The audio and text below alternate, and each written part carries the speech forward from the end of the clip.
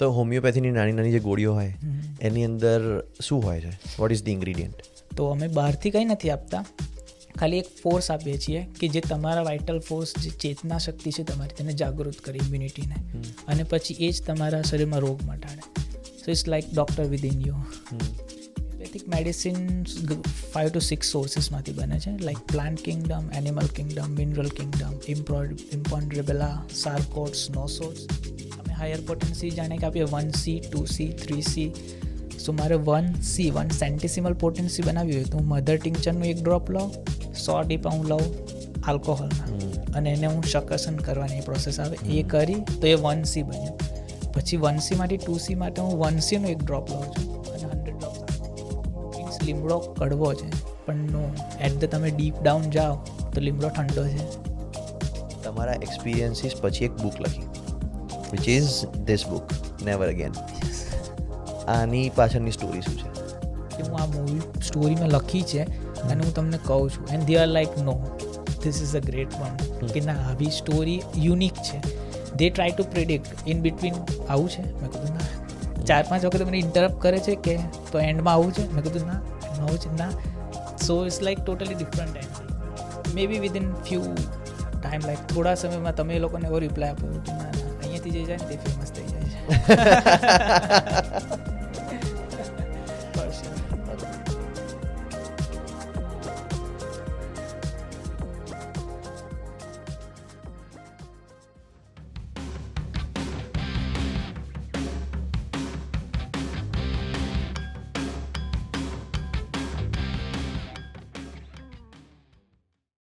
Hello and welcome back to Videshi talks. આજનો આપણો podcast છે એક હોમિયોપેથિક ડૉક્ટર, એક બુક ઓથર અને guy with an amazing soul, doctor Chintan Patel. આજના પોડકાસ્ટમાં વાત થઈ છે ડૉક્ટર ચિંતન પટેલની બુક ધ નેવર અગેન વિશે, હેલ્થકેર સિસ્ટમ વિશે અને હોમિયોપેથિક મેડિસિન વિશે. પ્લીઝ વિદેશી ટોક્સને સબસ્ક્રાઇબ કરવાનું ના ભૂલતા. તમારા માટે આ ફ્રી છે પણ અમારી બહુ હેલ્પ થઈ જશે આનાથી. Please enjoy today's episode. So doctor Chintan, welcome to Videshi talks. કેમ છો? બસ fine, thank you so much શુકનભાઈ, મને ઓપોર્ચ્યુનિટી આપવા માટે. તમે કેમ છો? Pleasure is all ours. Actually આપણે પહેલાં જ્યારે મળ્યા ત્યારે આપણે વાત થઈ હતી, રાઈટ? મેં તમારી સ્ટોરી સાંભળી હતી, ઇટ વોઝ વેરી ઇન્ટરેસ્ટિંગ. મને બહુ મજા આવી હતી સાંભળીને, રાઈટ? કેમ કે તમે એવા પહેલા વ્યક્તિ છો જે એક હોમિયોપેથિક ડૉક્ટર છે કેનેડામાં. હું આજ સુધી કોઈને ઓળખતો નથી એવું કે જે હોમિયોપેથિક ડૉક્ટર હોય કેનેડામાં. મને ખબર પણ નથી કે it's a registered it's a registered profession that you can practice in Canada. તો tell me a little bit about that. આપણે એ બધી વસ્તુની વાત કરીશું અને ચાલુ આપણે કરીશું પોડકાસ્ટ તમારા સ્ટાર્ટિંગના ફેઝથી. તો તમે ડૉક્ટર બન્યા એ પહેલાં, તમે બુક લખી એ પહેલાં, તમે કેનેડા આવ્યા એ પહેલાં, who was doctor Chintan? Initially હું ચાઇલ્ડહુડની વાત કરું તો મારું પેરેન્ટિંગ બહુ જ મસ્ત થયું છે. મારા ફાધરે મને ક્યારેય એવું બી ફીલ નથી થવા દીધું કે મને તરછોડ્યો છે કે એકલો મૂકી દીધો છે, પણ સ્ટીલ મને ઇન્ડિપેન્ડન્ટ બનાવ્યો છે. અને like growing up with like that parenting મને બહુ જ ફાયદો થયો છે. હું ઘણો ઇન્ડિપેન્ડન્ટ હતો, ઘણું શીખ્યો છું. અને ઇન કોલેજમાં જ્યારે હું સ્ટાર્ટ કર્યું ત્યારે મારો ફ્રેન્ડ રાહુલ, અમે હજુ બી ફ્રેન્ડ છીએ, તો ફર્સ્ટ ટાઈમ એણે મને આપણા સંજયભાઈ રાવલ કરીને ગુજરાતી બિઝનેસમેન છે, તેમનો વિડીયો બતાવ્યો હતો. અને that was the point, like મારો point of view towards the life એકદમ ચેન્જ થઈ ગયો અને હું ઘણો પોઝિટિવ થઈ ગયો. બિફોર લાઈક ચાઇલ્ડહુડની વાત કરું ફરીથી તો ઘણું બધું મેં જાતે જ કર્યું. મારા પપ્પા મને બધું જાતે કરવા દેતા હતા. ઇવન લાઈક હું એટલો ડેડિકેટેડ હતો, 1st થી 10th મારો ફર્સ્ટ જ નંબર આવે. કંઈ બી થઈ જાય ફર્સ્ટ નંબર આવે, પપ્પા ખુશ, હું ખુશ, વાત પતી ગઈ. હું સ્કૂલથી આવું છું, મોસ્ટલી પ્રાથમિકમાં હતા અમે ત્યારે. સ્કૂલથી આવી જાણે કે 10:30 વાગે હું સ્કૂલમાં જાઉં અને 5 વાગે હું પાછો આવું. આવીને તરત હું પહેલાં મારું લેસન કરું. કંઈ બી હોમવર્ક આપેલું મને, હું હાથ પગ બી નહોતો ધોતો. લેસન લાઈક મલ્ટિપલ સબ્જેક્ટ્સના બધા લેસન. મને રાતે 9 બી વાગે તો બી હું ચા નહીં, નાસ્તો નહીં, પાણી નહીં, જસ્ટ લેસન. મારા મમ્મી કે વારે ઘડીએ કે નાસ્તો કરી લે, હાથ પગ ધુલા દે. પપ્પા ખાલી એક જ વખત પૂછે કે તારે નાસ્તો આતે કરવું હોય તો ફ્રેશ થઈને બેસ. હું કહું ના તો પપ્પા કહી નાખે. તો એ લાઈક રિયલી ગુડ હેબિટ હતી મારા માટે. યુ મીન ટુ સે કે તમને તમારા ફાધરે કોઈ દિવસ ફોર્સ નહીં કર્યો એક વસ્તુ કરવા પાછળ? He would ask you once, અને જો તમારી ઈચ્છા હોય તો તમે કરો, ના હોય તો ના કરો. એ બી, અને મેઇન એમની સેન્સ કે હું કંઈ સારું કરું છું પણ કદાચ મારી હેલ્થને સાઈડ પર મૂકીને કરું છું, જે એટલું જાણે કે મારે આવીને પહેલાં ફ્રેશ થવું જોઈએ, રાઈટ? પણ પપ્પા પૂછે કે ના, તો મારું ડેડિકેશન પપ્પા ડિસ્ટર્બ નહોતા કરતા કે ના હી ઇઝ ડુઈંગ ગુડ, કરવા દો એને. જસ્ટ એક વખત પૂછો કે એને આ કરવું છે કે નથી કરવું. ગુજરાતમાં કઈ જગ્યાએ મોટા થયા તમે? મારું મૂળ મારા ફાધરને સાબરકાંઠાના છીએ, પણ પપ્પાની જોબ પહેલેથી સુરત જિલ્લામાં લાગી ગઈ. તો મારો બર્થ બી સુરતમાં, તો સુરતની બાજુમાં બારડોલી છે. તો ત્યાં જ મારું લાઈક ચાઇલ્ડહુડ, સ્કૂલિંગ બધું ત્યાં જ છું ટિલ 12th સ્ટાન્ડર્ડ. અને કોલેજ મેં પછી બારડોલીથી થોડું આગળ વ્યારા કરીને ટાઉન છે, મોસ્ટ બ્યુટિફુલ ટાઉન, મસ્ત છે. મેં લાઈક ગોલ્ડન યર્સ મારા ત્યાં સ્પેન્ડ કર્યા વ્યારામાં. અને વ્યારામાં એઝ અ પેઇડ ગેસ્ટ રહેતો હતો, કે હોસ્ટેલ ટાઈપ, પણ બધા છોકરાઓ. અને લાઈક મારા અનુભવ પ્રમાણે લાઈફમાં એક વખત તો એ રીતે રહેવું જ જોઈએ. છોકરાઓ જોડે હોસ્ટેલમાં એકવાર રહેવું જોઈએ. છોકરાઓ જોડે હોસ્ટેલમાં લાઈક મોમ ડેડ પોતાની રીતે હેલ્ધી હેપી હોય, અને આપણે જે કરવું એ કરી શકીએ. હું એ લાઈફમાં હું રીડિંગ મારે જ્યારે વાંચવું હોય ત્યારે હું વાંચું, રમવું હોય, કૂદવું હોય, ફરવું હોય. લાઈક મેઇન તો ફરવું હોય. વ્યારાથી તમે થોડા આગળ જાઓ એટલે ડાંગ વિસ્તાર ચાલુ થઈ જાય. વરસાદ પડે એટલે હાફ એન અવરમાં અમે ડાંગ પહોંચી જઈએ બધા ફ્રેન્ડ્સ, અને જે મજા આવે નેચર, આ તે ટ્રાવેલિંગ. સો લાઈક કોઈ બાઉન્ડ્રીઝ નથી શીખવા માટે બી. એનું નેગેટિવ ઇફેક્ટ બી છે કે લાઈક કે તમે કોઈ વ્યસનમાં કે એમાં બી જઈ શકો, પણ ઇન ધ લાસ્ટ એ પોતાના પર ડિપેન્ડ છે આઈ ગેસ. એ તો જો કે આ વસ્તુ જોડે હું અગ્રી કરું છું. ઇવન તમે જ્યારે કેનેડા આવો ને ત્યારે ઇટ ઇઝ વેરી ઇઝી કે તમે કોઈ વ્યસનના લત ઉપર ચડી જાઓ. હવે ઇન્ડિયામાં તમારા પેરેન્ટ્સ હોય, આજુબાજુના બધા લોકો હોય, તમને એક વસ્તુની બીક હોય કે યાર ખબર પડી જશે એમને. અહીંયા આવ્યા પછી તમને કોઈ બીક ના હોય, તમે ઇઝીલી કોઈ પણ વ્યસનના રવાડે ચડી શકો છો. પણ it is up to the person કે એને શું કરવું છે એ વખતે, એને શું નથી કરવું, એની ઉપર ડિપેન્ડ કરે. રાઈટ. તમારા ચાઇલ્ડહુડને ગુજરાતે કેવી રીતે શેપ કર્યું? આજુબાજુનું મારું વાતાવરણ, મોસ્ટલી તો મારા ઘરનું વાતાવરણ જે હતું like typical middle class family. પપ્પા આખો દિવસ કામ પર હોય, અમે ભણવામાં મોસ્ટલી હોય, અને મમ્મી ઘરનું કામ કરે. પણ આઈ થિંક આપણે લાસ્ટ જનરેશન છીએ કે જે પેરેન્ટિંગમાં લાઈક પપ્પાએ ઘર સાચવવા, મમ્મી 100% આપણા વિકાસ માટે સેક્રિફાઈસ કરી દીધું લાઈફ. લાઈક એ જે મોમ્સ હતી જેને પોતાના ડ્રીમ સાથે બધું સેક્રિફાઈસ કરી દીધું. અને એ લાઈક ખોટું બી નથી, લાઈક કેમ કે અત્યારે જે માય સેલ્ફ હું છું, મારા ફ્રેન્ડ્સ છે, જે અમારું ગ્રુપ છે, એમાં હું જોઉં છું કે એ લોકો જેટલા જવાબદાર છે, જેટલા વ્યવસ્થિત છે, જેટલું સોશિયલ સર્વિસીસ કરે છે, એનો મેજોરિટી ભાગ એમનો પેરેન્ટિંગ જ છે. કે એમના મમ્મી હતા, એમના મમ્મીએ આ રીતે ઉછેર કર્યો, ને ત્યારે આજે સમાજને આવા છોકરાઓ કે આવું યુથ મળ્યું એમ. So that was the best. Like મારા મમ્મી હાઉસવાઈફ હતા, પણ લાઈક બેસ્ટ થિંગ એમને જ આપી અમને. અને લાઈક મારા ફેમિલીમાં એમ કહે છે કે મારું બ્રેઇન મારા ડેડ તરફથી આવ્યું છે, અને મારું હાર્ટ મારા મમ્મી તરફથી આવ્યું છે. અરે સો નાઇસ. મારા મમ્મી બહુ જ માયાળું. કદાચ તમે એમને જોડે કે લાઈક સોસાયટીમાં કોઈ જોડે એમનો ઝઘડો થઈ જાય, બીજા દિવસે બેન આવીને ખાલી એક વખત સ્વીટ વાત કરે તો મારા મમ્મી બધું ભૂલી જાય. Same like. અને મારા ડેડનું બ્રેન એકદમ શાર્પ. ગુજરાતથી પછી ઇન્ડિયાથી નીકળીને તમે કેનેડા આવ્યા, પણ એની વચ્ચે યુ પરસ્યુ યોર ડોક્ટરેટ. તો એની સ્ટોરી શું છે? મોસ્ટલી તો મારો ફર્સ્ટ 12th મેં પાસ કર્યું, અને મારા સિસ્ટર છે કાજલબેન કરીને, તો એમણે BSc નર્સિંગ કર્યું, અને 3 વર્ષનો ગેપ છે મારા બે વચ્ચે. તો મારો એ ટાઈમે એવો વિચાર હતો 12thમાં કે હું BSc નર્સિંગ કરી, હું પહેલેથી જ ને થોડો કંજૂસ છું. તો જ્યારે એડમિશન માટે ગયા હું ને પપ્પા BJ મેડિકલ કોલેજમાં, તો મને કોલેજના લિસ્ટિંગ બતાવ્યા. તો લિસ્ટિંગમાં BSc નર્સિંગ માટેની કોલેજ હતી, ગવર્મેન્ટમાં મને 145 રૂપિયા વર્ષના એટલી ફી હતી. મેં કહું ચાલ આ જ કરવું છે, કેમ કે ફી ઓછી હતી. હું એ કરીશ અને હું બહાર જતો રહીશ કેનેડા ક્યાંથી. કેમ કે મારા સિસ્ટર વખતે અમે જે રિસર્ચ કર્યું ત્યાર પરથી મને ખ્યાલ હતો કે બહારના દેશમાં નર્સિંગની ઘણી ડિમાન્ડ છે. તો મારે એ વિચાર હતો. પણ આ બાજુ પછી પપ્પા એમ કે બીજી કોલેજીસને કોર્સિસ જો, તમે ફિઝિયોથેરાપી, હોમિયોપેથી, આયુર્વેદિક, MBBSમાં મને નહોતું મળતું, પણ ડેન્ટલમાં મળતું હતું. અને પછી નક્કી કર્યું અમે, કેમ કે અમારા ફેમિલી ફિઝિશિયન્સ જે હતા એ બધા હોમિયોપેથી હતા, BHMS. તો પપ્પાને ઘણું નોલેજ હતું બધા વિશે. તો પપ્પાએ કીધું બસ BHMS કર, ડૉક્ટર બની જાય, મારું સપનું પૂરું કર. અને મારા માટે મારા પપ્પા ભગવાનથી બી ઉપર છે. મારા પપ્પા કંઈક આ કર એટલે આ મીચીને બસ કરી દઉં. લઈ લીધું BHMSમાં એડમિશન. પછી મને બી ખ્યાલ નહોતો હોમિયોપેથી શું છે, પણ ફર્સ્ટ ઇનિશિયલી એવું હતું કે હું BHMS પાસ કરીશ અને હું એલોપેથી ક્લિનિક ખોલી દઈશ ને ડૉક્ટર બની જઈશ, ફેમિલી ફિઝિશિયન. પણ સેકન્ડ યરમાં મને છે ને એક વાર્સ ફેશિયલ વાર્સ હતો અહીંયા, તો મેં એના માટે એલોપેથિક ટ્રીટમેન્ટ ચાલુ કરી, લાઈક સ્ટીરોઇડ્સ ને ટ્યુબ્સ ને એ બધું. તો મને એનાથી કંઈ ફરક ના પડ્યો, પણ ઉપરથી થોડો વધ્યો. પછી ઘરેલું નુસ્ખા બધા કે કંઈ ઘોડાનો વાળ, પૂંછનો વાળ લગાવવા, તે બધું એ ટ્રાય કર્યું તો તરત જતો રહ્યો, પણ પાછો જ થયો બીજા જ દિવસે 2-3 દિવસ, અને એનાથી મોટો થયો. ત્યારે થયું કે ચાલ નહીં, હું હોમિયોપેથીમાં છું તો એટલીસ્ટ ટ્રાય ઇટ વન્સ. તો હું અમારા પ્રોફેસર છે, રિયલી ગ્રેટ હોમિયોપેથ, તો એમની જોડે મેં કન્સલ્ટ કર્યું અને એમણે મને મેડિસિન આપી. તો મને ફર્સ્ટ 6 મંથ તો કંઈ જ મને એવું ફરક ના પડ્યો. તો મેં પછી એવું નક્કી કર્યું કે થોડું મેં વિચાર્યું કે ના, ફેસ પર છે સારું નથી લાગતું, તો દિવાળી સુધીનો ટાઈમ આપીશ, ત્યાં સુધી નહીં થયો તો હું કટરાઇઝેશન કરાવી દઈશ, એટલે બાળીને કઢાવી નાખીશ, સર્જિકલ કાઇન્ડ ઓફ નોન ઇન્વેસિવ સર્જરીમાં જતો રહીશ. પણ થયું એવું કે ઓક્ટોબરમાં શાયદ દિવાળી હતી અને સપ્ટેમ્બરમાં આ વાટ્સ એક દિવસે સાવ જ કાળો થયો. એ પહેલાં મને જૂની કમ્પ્લેન્ટ્સ જે મને પાસ્ટમાં હતી પાછી આવીને બહુ એગ્રેસિવ હતી. તો મેં સરને કોન્ટેક્ટ કર્યો, મેં કહ્યું સર આવું થાય છે. સર એમ કે કંઈ નહીં, જસ્ટ બિયર વિથ ઇટ, કોઈ મેડિસિનની કંઈ નહીં, એ થોડો ટાઈમ જ રહેશે, ખાલી સહન કર. અને એવું લાગે તો સરે મને લોકલ એપ્લિકેશન કીધી હતી જે મેડિસિનલ સબસ્ટન્સ નહોતા, એ જ લગાવ ખાલી.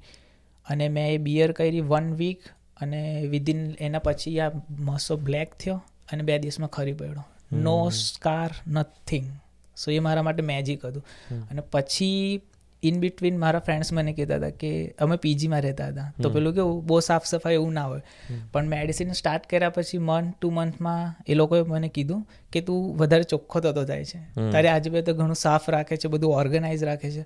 તો દેટ વોઝ હોમિયોપેથી મેડિસિન, કે અંદરથી હીલ કરે, માઇન્ડ ચેન્જ કરે, પોઝિટિવિટી લાવે.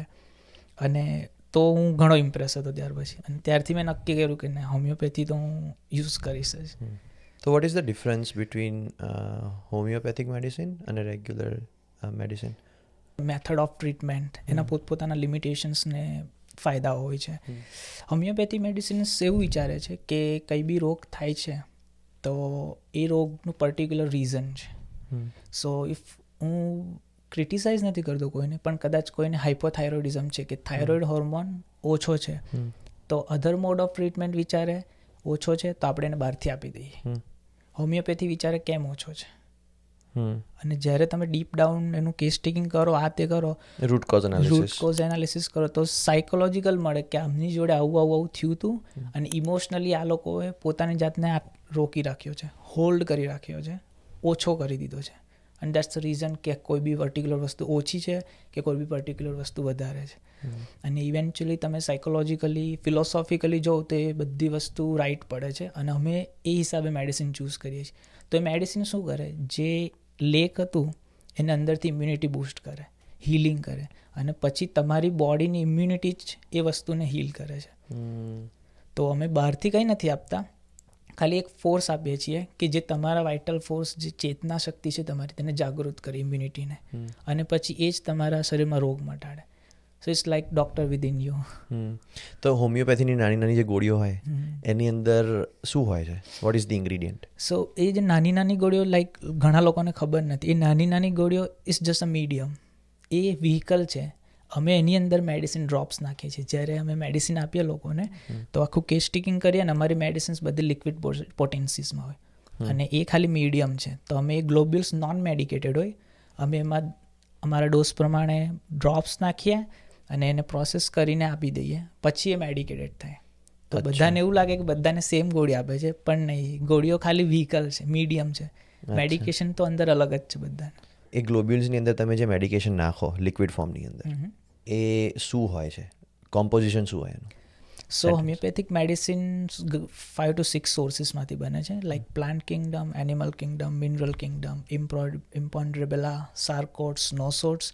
ફોર એક્ઝામ્પલ, લાઈક કોઈ પ્લાન્ટ્સ છે જે અમુક સિઝનમાં અમુક રીતે બહુ બ્લોસમ થાય છે, અને એ વખતે એનું હિલિંગ કન્ટેન્ટ છે તે એક્ટિવ હોય છે. તો અમે એ વખતે પ્લાન્ટ લઈએ, એના ફૂલની પાંખડી, સ્ટીમ, જે બી ઇમ્પોર્ટન્ટ પાર્ટ છે તે, એને આલ્કોહોલ અથવા બીજા સબસ્ટન્સ સાથે સોક કરીએ, અને સોક કર્યાના 15 દિવસ પછી એમાંથી અમે ડ્રોપ બાય ડ્રોપ એ એક્ટિવ ઇન્ગ્રીડિયન્ટ બહાર પડે. અચ્છા, એટલે એક્સટ્રેક્શન કરો Extraction તમે કરીએ છીએ. આલ્કોહોલનો યુઝ કરીને. હા. બેઝિકલી તમે એક પ્લાન્ટનો કોઈ પર્ટિક્યુલર પાર્ટ લો અને એની અંદર આલ્કોહોલ મિક્સ કરીને એને એક્સટ્રેક્ટ કરો એક્ટિવ ઇન્ગ્રીડિયન્ટને, અને પછી you use that to put in the globules. So that's also like first mother tincture એને કહીએ અમે. સો એ ખાલી મધર ટિંક્ચર છે, પછી એની અમે પોટેન્સી બનાવીએ. સો લાઈક મતલબ કોન્સન્ટ્રેશન ચેન્જ કોન્સન્ટ્રેશન છે. It's like 1C 2C. It's really interesting. So અમે હાયર પોટેન્સી જાણે કે આપીએ 1C 2C 3C. સો મારે 1C 1 સેન્ટીસિમલ પોટેન્સી બનાવી હોય તો હું મધર ટિંક્ચરનું એક ડ્રોપ લઉં, 100 ટીપા હું લઉં આલ્કોહોલના, અને એને હું શકસન કરવાની પ્રોસેસ આવે એ કરી તો એ 1C બન્યું. પછી 1C માંથી 2C માટે હું 1C નું એક ડ્રોપ લઉં છું અને 100 ડ્રોપ્સ આલ્કોહોલ. તો તમે જો તો પોટેન્સી વધે છે, પણ મેડિકેશનનો પાર્ટ તો બહુ ઓછો થાય, ડાયલ્યુટ થતું જાય. અને 30C એટલે આ હાઈલી પોટેન્ટાઇઝ મેડિસિન અમે આપીએ જ્યારે, ત્યારે એમાં મેડિસિનનો કોર આવી જાય છે, dynamic power, soul of medicines. કે ત્યારે મીન્સ લીમડો કડવો છે, પણ નો, એટ ધ તમે ડીપ ડાઉન જાઓ તો લીમડો ઠંડો છે.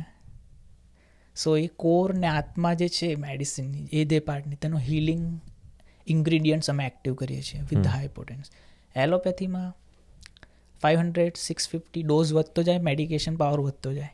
હોમિયોપેથીમાં ડોઝ વધતો જાય, મેડિકેશન પાવર ઘટતો જાય, ડાયનેમિક પાવર ઇન્ક્રીઝ થતો જાય. What do you mean by dynamic power? Dynamic power means you see like force is dynamic. કોઈ બી વસ્તુ છે તે ડાયનેમિક છે. અમે વાઇટલ ફોર્સ માનીએ છીએ, જે સોલ છે તેને વાઇટલ ફોર્સ. ઇમ્યુનિટીને તમે ટચ નહીં કરી શકો, એને એક્ટિવ કરવા માટે એવી વસ્તુ જોઈએ જે તમે જોઈ નહીં શકો. Force is dynamic, vital force, immunity is dynamic. So અમે મેડિસિનને પાવરને ડાયનેમિક પાવરમાં કન્વર્ટ કરી દઈએ છીએ, કે જે ડાયરેક્ટ તમારા સોલને ટચ કરે, ઇમ્યુનિટીને ટચ કરે અને તમારી ઇમ્યુનિટી વધારે. તો જ્યારે તમે કેનેડા આવવા માટે ફ્લાઇટ બોર્ડ કરી ઇન્ડિયાથી, ત્યારે what was going in your mind? મગજમાં શું ચાલતું હતું? એ one of the like hard journey હોય છે, બધા માટે one of the hard journey હોય છે. પણ મારા કેસમાં એવું હતું કે એ ટાઈમે મારા ફાધરને second time brain tumour detect થયું હતું. So first time it was in 2018 અને 2022માં મારા વિઝા આવ્યા એપ્રિલમાં. તો મારું નક્કી હતું કે હું જૂન મહિનામાં મારી ડૉક્ટરની જોબ છોડી દઈશ અને જુલાઈ મહિનામાં હું ક્લિનિક શટ કરી દઈશ, અને 1 મહિનો ઓગસ્ટમાં હું કુકિંગને બધું શીખીશ. પણ થયું મે મંથમાં મારા પપ્પાને ડિટેક્ટ થયું કેન્સર બીજી વખત. તો અમે એમને અમદાવાદ દાખલ કર્યા અને મેં ઓન ધી સ્પોટ બધું છોડી દીધું, ક્લિનિક ને જોબ ને બધું. અને પછી એમની પાછળ અડધી ટ્રીટમેન્ટ પતી, અને પછી મને બહુ એ થતું હતું કે હું છોડીને જઈશ ને બધા અમદાવાદ છે. અને as a like it max a difference કે કંઈક ભારે બીમારી છે ને ડૉક્ટર જ તમારા ઘરમાં છે, કેમ કે મને ઘણું મેડિકલ નોલેજ, મને એટલે મીન્સ કોઈ બી ડૉક્ટરને મેડિકલ નોલેજ હોય એટલીસ્ટ. પણ ભગવાનનો મારા પર બહુ મોટો હાથ છે કે હું જે જગ્યાએ જોબ કરતો હતો બારડોલીમાં, ત્યાં મારી હોસ્પિટલમાં, એટલે મારા જે હોસ્પિટલમાં હું જોબ કરતો હતો ત્યાં જ મારા પપ્પાને અમે ખસેડી દીધા. અને એ ઘરથી બહુ જ નજીક હતું ને, ઘર જેવું જ હતું. ત્યાંનો બધો સ્ટાફ, સિસ્ટર્સ, આયામાસી, વોર્ડ બોયઝ, ડૉક્ટર્સ, સર્જન્સ, બધા મારા પોતાના હતા. તો ઇટ્સ લાઈક પછી મને કંઈ ટેન્શન નહોતું, અને પછી હું અહીંયા આવ્યો. આવતી વખતે મને એ વિચારતો હતો જ કે મારે કંઈ બી કરવું પડશે અહીંયા આવીને. સો અને લાઈક મારી સ્ટ્રેન્થ, કોઈ બી લાઈક માણસ ઇન્ટરવ્યૂમાં કે મને પૂછે કે તારી સ્ટ્રેન્થ શું છે, તો હું કહું ફ્લેક્સિબિલિટી. ત્યાં મને લોકો ડૉક્ટર કહેતા હતા, અહીંયા મને જેનિટર બી કહેશે. આઈ ડોન્ટ માઇન્ડ, મારે ખાલી કામ કરવું છે. સો એના માટે તો હું મેન્ટલી ઘણો પ્રિપેર હતો કે ના, કંઈ વાંધો નથી, જે કરવું પડશે હું કરીશ, દેટ્સ ફાઇન. અને બીજી વસ્તુ એવી હતી કે આપણે પેલું કેવું ગણતરી રાખતા હોય કે એ ટાઈમે $14.5 પર અવરનો વેજીસ ચાલતા હતા, 14 કલાક પર ડોલર. તો હું એવું વિચારતો હતો કે આટલા 14 છે, હું 20 કલાક એઝ અ સ્ટુડન્ટ કામ કરી શકું, તો હું આવતા વર્ષની ફી કઈ રીતે ભરીશ. અને એવરી કેલ્ક્યુલેશનમાં મારા ફી માટે હું નહોતો પહોંચી વળતો કે ના, પણ સ્ટીલ મનમાં એવું હતું કે ના, કંઈ નહીં, કંઈક થશે. અને miracle like happens every day. અને હું ગયો ને બીજા મંથમાં ગવર્મેન્ટ એવો નિયમ બહાર પાડ્યો કે સ્ટુડન્ટ તમે 40 hours કામ કરી શકો. And I am blessed with good job, good colleagues, good roommates, everything. So student લાઈફનો આ એક પાર્ટ છે જે ઇન્ડિયાથી કોઈ સ્ટુડન્ટ અહીંયા આવે ને, તો ઇન્ડિયામાં લોકોને આ વસ્તુનું પરસેપ્શન નથી કે ઇન્ડિયામાં સ્ટુડન્ટ અહીંયા આવે, $14 એન આવર એમને મળતા હોય, દે વર્ક ફોર 20 hours, એ લોકો એમના મગજમાં કેલ્ક્યુલેશન કરતા હોય, રાઈટ, કે હું મહિનામાં આટલા કમાઈશ, એમાંથી હું આટલા ખર્ચા કાઢીશ, આટલી ફી ભરવાની છે તો આટલી ફી ભેગી કરીશ. તો એ તમને ઘણી બધી વસ્તુઓ શીખવાડી જાય. જ્યારે તમે સ્ટુડન્ટ લાઈફ અહીંયા એક્સપિરિયન્સ કરો ત્યારે you are not just a student. તમે અહીંયા આવો એઝ અ સ્ટુડન્ટ, પણ સ્ટુડન્ટ લાઈફમાંથી જ્યારે બહાર નીકળો ને ત્યારે તમે એક કમ્પ્લીટલી ડિફરન્ટ માણસ છો. કેમ કે એ પોઈન્ટ ઉપર તમને તમારા ફાઇનાન્સીસ હેન્ડલ કરતા આવડી જાય, તમને તમારી જાતને હેન્ડલ કરતા આવડી જાય, તમને ઘર હેન્ડલ કરતા આવડી જાય, અને સ્ટુડન્ટ તમે છો જ. પહેલી જોબનો એક્સપિરિયન્સ પણ તમને મળી જાય. સાચી વાત છે. રાઈટ. તો એ એક બહુ ઇન્ટરેસ્ટિંગ પાર્ટ છે. તમે કેનેડા આવ્યા પછી તમારા એક્સપિરિયન્સીસ પછી એક બુક લખી, which is this book, never again. આની પાછળની સ્ટોરી શું છે? સો લાઈક ચાઇલ્ડહુડથી મને બહુ શોખ હતો કે લાઈક હું મૂવીઝ, વિડીયો શૂટિંગ કરું, આ તે artist like creative થિંગ્સનો.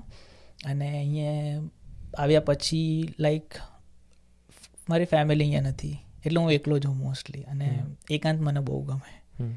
I think like એકાંત એવી જગ્યા છે જ્યાં હું પોતાની જાતને મળું છું.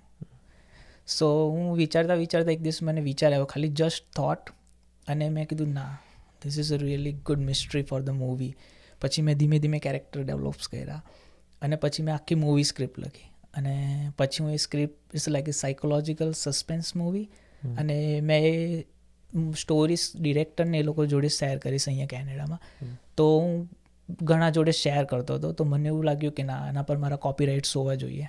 સો પછી એક દિવસે બેસીને મેં એમાંથી એક્સ્ટ્રેક્ટ લઈને એ સ્ટોરી તો મેઇન રાખી, પણ ઉપર થોડા સબ હેડિંગ્સ બી આપ્યા, સબ લાઈક પેરેગ્રાફ્સ, કે આ ચેપ્ટર જે એક નોવેલ ચાલે છે, પણ એ નોવેલમાં તમે કઈ રીતે કનેક્ટેડ છો, જનરલ પબ્લિક જે રીડર છે એ કઈ રીતે કનેક્ટેડ છે, એનામાં એક પ્રીલુડ પાર્ટ્સ મૂક્યા છે દરેક ચેપ્ટર આગળ.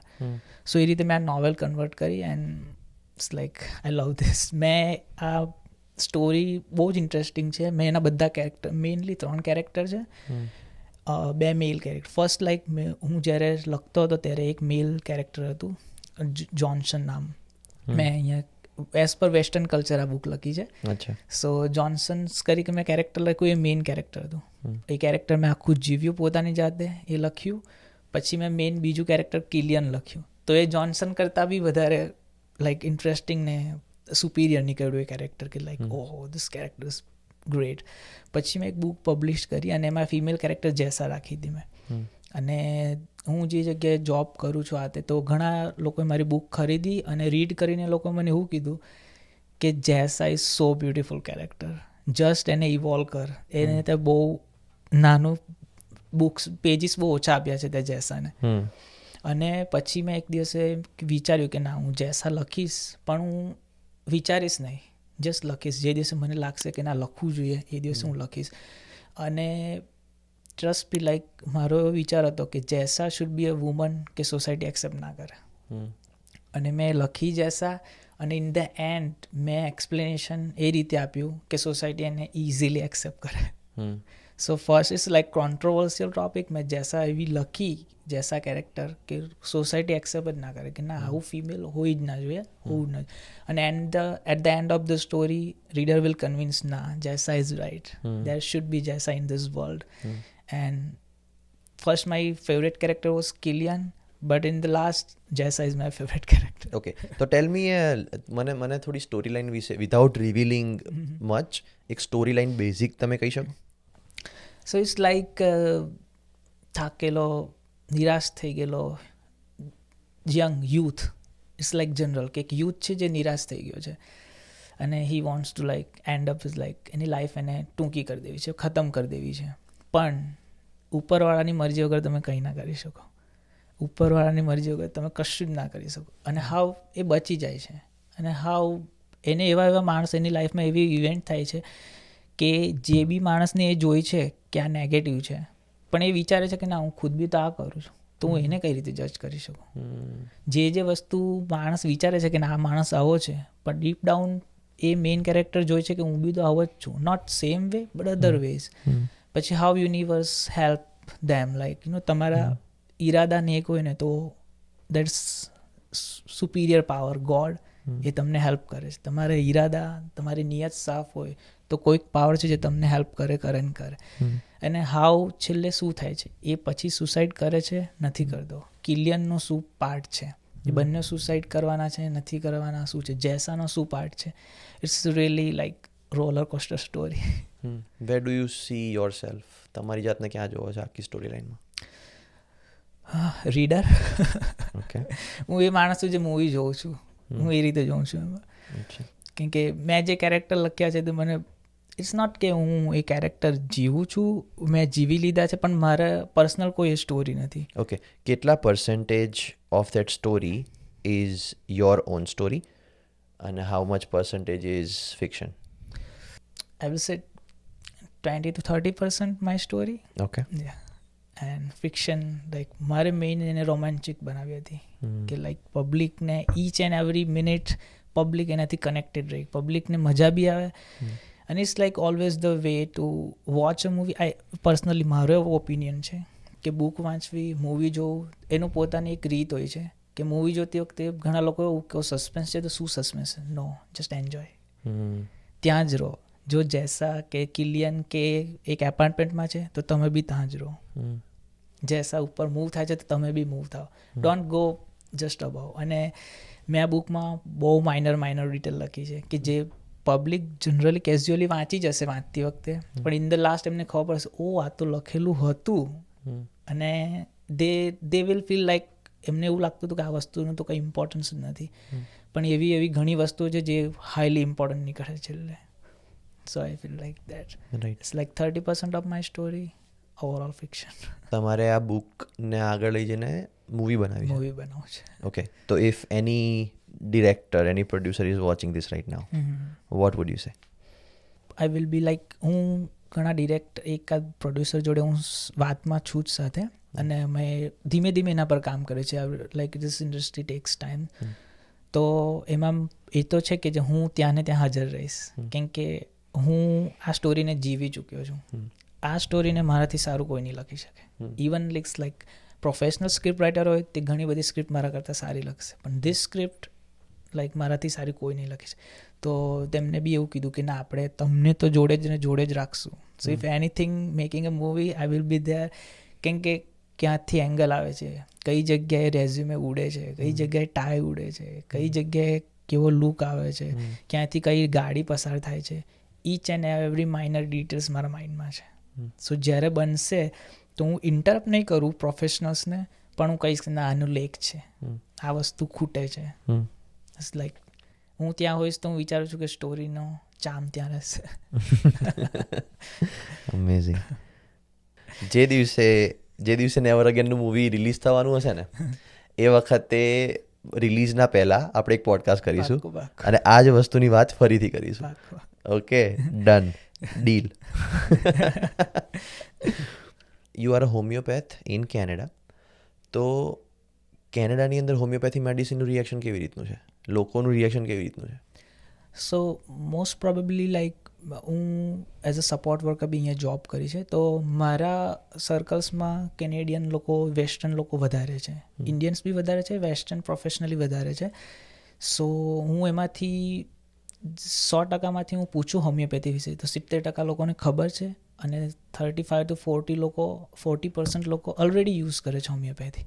યુ ડોન્ટ બિલીવ કે એક ડોનર હતા અમારે, એ બેન છે, એમને મેં વાત કરી કે હું રજિસ્ટર્ડ હોમિયોપેથ છું. સી વોઝ સો હેપી, અને એમને એમની સ્ટોરી શેર કરી કે એમના બેબી ગર્લને જ્યારે જન્મ થયો ત્યારે એન્કેફેલાઇટિસ હતું, એટલે ઇન્ફેક્શન હતું મગજનું.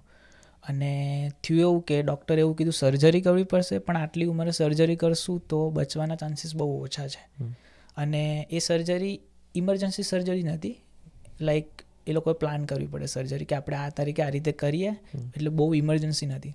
તો એ ટાઈમે એ બહેને પછી એમના બીજા કોઈ ફ્રેન્ડે સલાહ આપી કે એટલીસ્ટ હોમિયોપેથને બતાવો. એમણે હોમિયોપેથને બતાવ્યું અને નો સર્જરી રિક્વાયર્ડ. સો એટલો એન્કેફેલાઇટિસ લાઈક મગજનું ઇન્ફેક્શનનો રોગ ને બધું છે, એ ઘણું હેવી હોય તો બી હોમિયોપેથી મેડિસિન એને એ કરી શકે, ટ્રીટ કરી શકે, રિયલી વેલ મેનેજ કરી શકે. સો અહીંયા ઘણા લોકોને નોલેજ છે હોમિયોપેથી વિશે. So I am really positive about that. અને મને મારા પર બી ઘણો વિશ્વાસ છે, લાઈક જે રીતે મેં કેસ ટ્રીટ કર્યો છે, જે રીતે મને મારા પ્રોફેસર તરફથી નોલેજ મળ્યું છે, જે રીતે મને ભણાવવામાં આવ્યું છે, શીખવાડવામાં આવ્યું છે, તો I can not cure all the disease, but I can manage every disease very well, and I can cure many of them. Cure many of them. સૌથી મોટી મિસઅન્ડરસ્ટેન્ડિંગ કઈ છે હોમિયોપેથી મેડિસિનને લઈને? આઈ થિંક બધાને ખ્યાલ જ હશે કે હોમિયોપેથી બહુ ધીમે કામ કરે. સો ઇટ્સ લાઈક એનો પેસ છે, ધીમે નથી. મીન્સ અમારા એઝ અ હોમિયોપેથ મારા એક્સપિરિયન્સ પ્રમાણે મારા પાસે પેશન્ટ ક્યારે આવે છે? જ્યારે થાકી ગયો હોય. મારા રિસન્ટ અમુક કેસીસ કહું તો માઇગ્રેન, 2 વર્ષથી માઇગ્રેન છે. અલ્સરેટિવ કોલાઇટિસ, આંતરડામાં ચાંદા પડી ગયા છે, 3 વર્ષથી છે. તો 3 વર્ષથી જે રોગ થયો છે એને તમે કઈ રીતે એક્સપેક્ટ કરો કે 1 મંથમાં મટી જાય? અને એ બી એટલો ડીપ લેવલનો રોગ. સો જ્યારે રોગ થયો, અમે એવું વિચારીએ કે કંઈ બી રોગ થાય છે તો એ નેચરલ વેમાં, કોઈ બી માણસને કદાચ માથાનો દુખાવો ચાલુ થયો તો દેટ્સ અ નેચરલ. પછી તમે એને કેમિકલ આપો છો, બહારથી બીજી દવા આપો છો અને એની અંદર છેડખાની કરો છો તમે, પછી એ રોગ દબાતો જાય છે ને કોમ્પ્લેક્સ બનતો જાય છે. તો જ્યારે મારા પાસે કે કોઈ બી હોમિયોપેથ પાસે કોઈ રોગ આવે છે તો એ નેચરલ હોતો જ નથી, એ મિક્સ ને કોમ્પ્લેક્સ રોગ હોય છે. પછી અમે બધું કેસ ટેકિંગ એ બધું કરીને એનું મૂળ વિચારીએ છીએ કે ના, આ રોગ આવો હતો પહેલાં, આટલી જગ્યાએથી અફેક્ટ થયો, તૂટ્યો, મરોડ્યો, સીધો થયો અને અત્યારે આ કન્ડિશનમાં છે. અને લાઈક માઇગ્રેનમાં લોકો પેઇન કિલર્સ લે છે. મારી પાસે કેસ હતો, તેમાં માઇગ્રેન્સ રોગમાં એને 2 વર્ષથી પેઇન કિલર એવરી સેટરડે અને ટ્યુઝડે એને માઇગ્રેન થતું એવું હતું, વીકમાં 2 વખત. દર વખત એને મેડિસિન લેવી જ પડે. તો your body is addicted two that substance. તો એની ઇન્ફ્લુઅન્સની અંદર છે તમારું બોડી. તો કઈ રીતે એની ઇન્ફ્લુઅન્સ છોડાવવી ધીમે ધીમે, અને કઈ રીતે એને પાટા પર લાવવું, એને યોગ્ય રીતે મેનેજ કરવું. So it's really a belief છે એમ કે હોમિયોપેથી સ્લો કામ કરે, બટ ના, હોમિયોપેથી વ્યવસ્થિત રૂટ કોઝને બહાર કાઢે છે. તો 2 વર્ષની ઇલનેસ છે, 1 મંથમાં સારી નહીં થાય, કેમ કે તમને અંદરથી અમે હીલ કરીએ છીએ. તો do you mean two say કે લોકોને કોઈ રોગ ડિટેક્ટ થાય ત્યારે પહેલાં હોમિયોપેથ જોડે જવું જોઈએ? આઈ ડોન્ટ મીન દેટ, પણ લોકોને કોઈ રોગ ફીલ થાય છે, ઇટ્સ લાઈક સમથિંગ ઇમરજન્સી. કે અમુક રોગો એવા છે જે સાયલન્ટ હોય છે, કે જ્યારે તમને સીધું ડાયગ્નોસિસ પર જ ખબર પડે કે ના, મને આ થયું છે. એ લાઈફ થ્રેટનિંગ કન્ડિશન અમુક હોય, હાર્ટ એટેક છે, ચેસ્ટ પેઇન છે, તો એમાં પ્રાઇમરી મેઝર્સ જરૂરી છે. As I said, every system has there on limitation and scope. But અમુક રોગો છે, જાણે કે તમને માથાનો દુખાવો 1 વખત થયો, કદાચ ઊંઘ ઓછી હતી, તમે પેઇન કિલર લઈ લો, દેટ્સ ટોટલી ફાઇન. એ જ કરવું જોઈએ. ફટાફટ નિદાન આવે, ફટાફટ એ થાય. પણ તમને દરરોજ માથું દુખે છે તો દેર વિલ બી સમથિંગ. તો ત્યારે તમારે rather than taking repeated medicine, you should consult any alternative medicine, not only homeopathy. We have Ayurveda, Chinese medicines, many kind of medicines, કે તમને તમારા અહેસાસ કરાવે કે ના, ખરેખર તમારી બોડીમાં શું ખોટું છે. હોમિયોપેથીમાં મેઇન શબ્દ છે કે અમે રોગને સારો નથી કરતા, અમે માણસને સારો કરીએ છીએ. કે તમે કોઈ વ્યક્તિ મારી પાસે માઇગ્રેન લઈને આવે છે, કોઈ સ્ત્રી મારી પાસે પીસીઓડી લઈને આવે છે, તો અમે પીસીઓડી ટ્રીટ નથી કરતા, અમે માણસને ટ્રીટ કરીએ છીએ કે એનામાં ક્યાં કઈ જગ્યાએ ઇમ્યુનિટી લો પડી, કઈ જગ્યાએ ઇમોશનલ બ્રેકડાઉન થયું, કઈ રીતે એને તકલીફો, કઈ રીતેનું લાઈફ હતું કે સર્વાઈંગ મોડ પર એને આ વસ્તુથી એન્ડઅપ થયું, અને પછી અમે એને ટ્રીટ કરીએ છીએ. ઓકે, તો કેનેડા મૂવ થયા પછી what did you find about Canadian healthcare system which is different? So initially પેલું લોકોના ઓપિનિયન્સ મેં જોયા કે મારા જે ઇન્ડિયન્સ, આપણા મારા ફ્રેન્ડ્સને બધા હતા, એમના રિલેટિવ્સના, not from directly from there, but via થઈને મને એવા ઓપિનિયન મળેલા કે વેઇટિંગ ટાઈમ બહુ લોંગ છે. પણ હું જ્યારે આ સિસ્ટમમાં ઉતર્યો, મારી પાસે, હું જે જગ્યાએ જોબ કરું છું, મારા ક્લાયન્ટ્સ જે છે બધા, so I am really impressed by this medical system as well. Really કઈ રીતે હું તમને કહું, કદાચ ચાલો હું મારા ખરાબ અનુભવ એવા છે આ સિસ્ટમ જોડે, નેગેટિવ શું કહું તો મારા એક ફ્રેન્ડને કદાચ કટ લાગી ગયો હતો, તો એને બ્લીડિંગ બી થતું હતું. એ લોકો ત્યાં ગયા, 4 કલાક એ લોકો હોસ્પિટલમાં વેઇટ કર્યો, અને પછી એ લોકો સ્ટીચીસ લીધા અને pain killer. So that's a wrong thing, કે એવું ના હોવું જોઈએ. ઇન્ડિયામાં હોય તો ફટાફટ 10 મિનિટમાં તો સ્ટીચીસ લઈને એ થઈ જાય. પણ અધર થિંગ, કોઈ બી ટ્રીટમેન્ટ, કેન્સર હોય, એઇડ્સ હોય, ડેવલપમેન્ટલ ડિસેબિલિટીઝ, કે શરીરની ઉંમર વધતી જાય તેમ તેમ એ ડિસેબિલિટી વધતી જ જવાની છે, એનો કોઈ ક્યોર નથી. એના માટે ગવર્મેન્ટ ફ્રી ટ્રીટમેન્ટ કરે છે 100%. મેઇન એકોમોડેશન, કે કોઈ બી ડિસેબલ વ્યક્તિ અહીંયા છે, એ ટીવી જોઈ શકે, થિયેટર જઈ શકે, મોલ જઈ શકે, બસમાં જઈ શકે, બધું કરી શકે, ઇન્ડિપેન્ડન્ટ.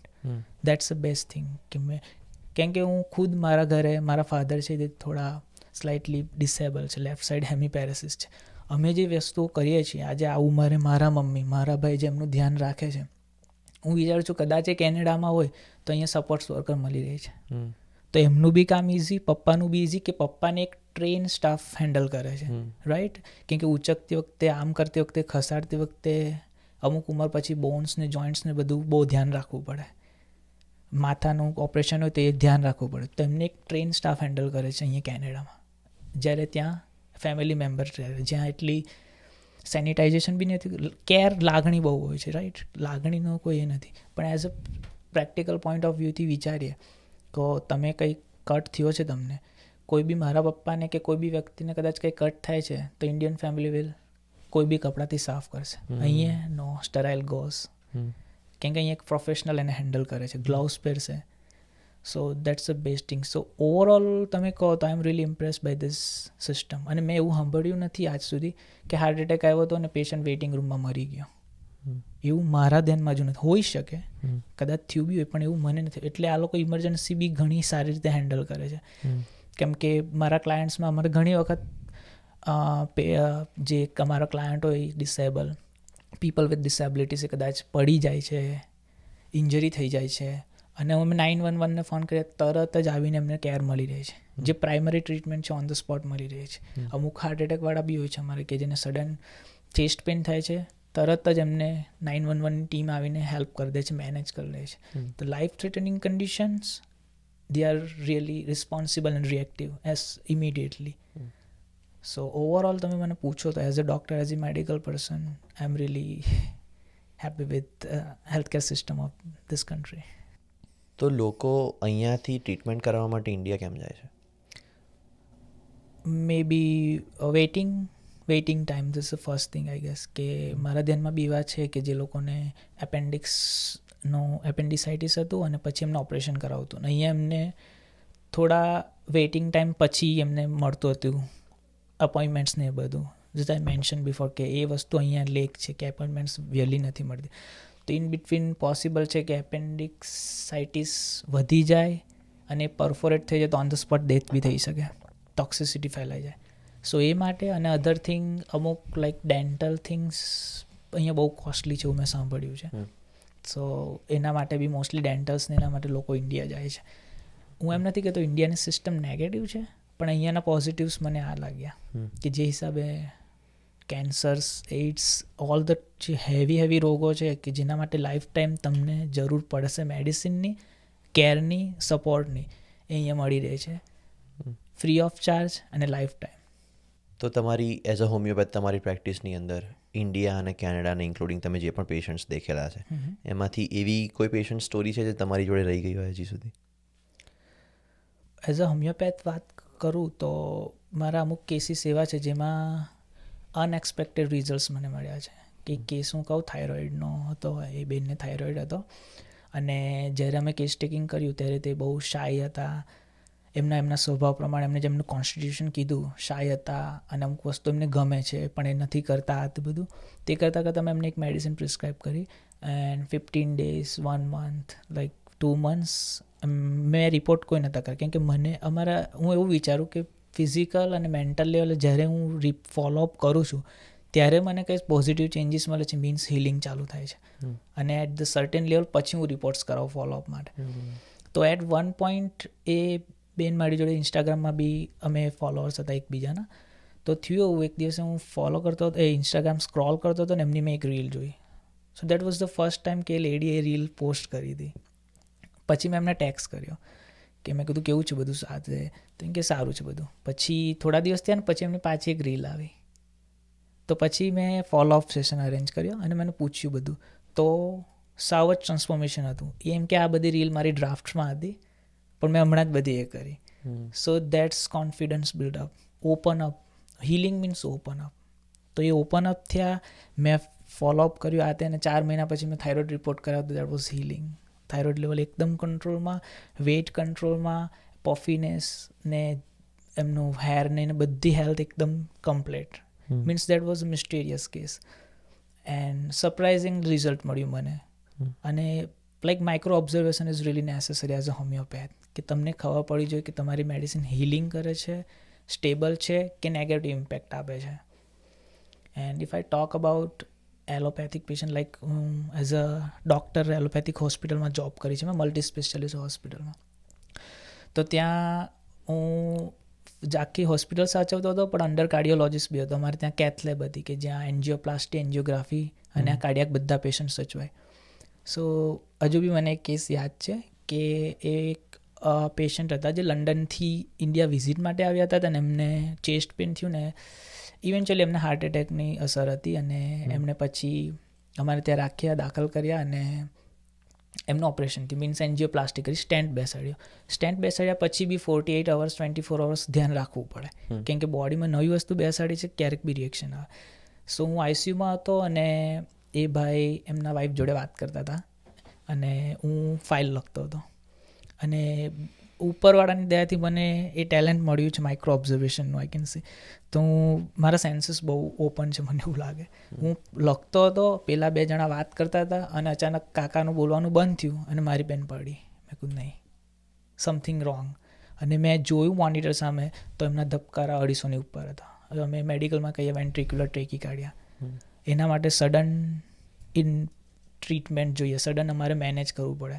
સો તરત જ હું ઊભો થયો, વિધિન માઇક્રો સેકન્ડ મેં એમના વાઈફને કીધું તમે થોડી વાર બહાર બેસો. એ કાકા અનકોન્શિયસ થઈ ગયા હતા અને that was like critical time. નર્સને કીધું, nurse give me a defibrillator shock આપવા માટે. તરત જ વિદાઉટ વેસ્ટિંગ એની સેકન્ડ મેં તરત જ એમને શોક આપી દીધા, એ જ કન્ડિશન. વિધિન અધર સેકન્ડ કાકાનું હાર્ટ ચાલુ થઈ ગયું, કાકા એકદમ નોર્મલ થઈ ગયા. સો that was the moment like કે હું અને યમરાજ બે લડતા હતા.